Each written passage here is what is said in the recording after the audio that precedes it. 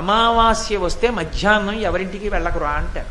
ఎవరింటికి వెళ్ళకురా అని ఎందుకంటారంటే వాడి ఇంటి ముందు పితృదేవతలు నిలబడతారు. అమావాస్య మధ్యాహ్నం 12 గంటలకి పితృదేవతల పేరు చెప్పి జలతర్పణం చెయ్యాలి.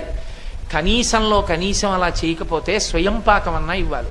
స్వయం పాకమన్నా ఇవ్వకపోతే 12 గంటలకి లేచి నిలబడి చెప్పులు విప్పి 2 చేతులు 3 మాటలు ఇలా అనాలి. నాన్నగారండి ఏమనుకోకండి, నేను ఇవాళ ఏమీ మీకు పెట్టలేకపోతున్నానని 3 మాటలు చెయ్యి ఊపాలి.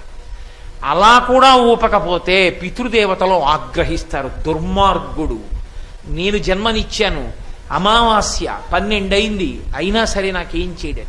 నాకు ఒక్కొక్కసారి ఆశ్చర్యంగా ఉంటుంది.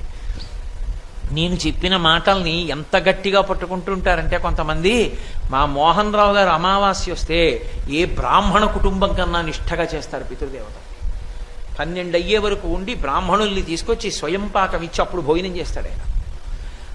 కాబట్టి అమావాస్య నాడు పితృతర్పణం చెయ్యాలి.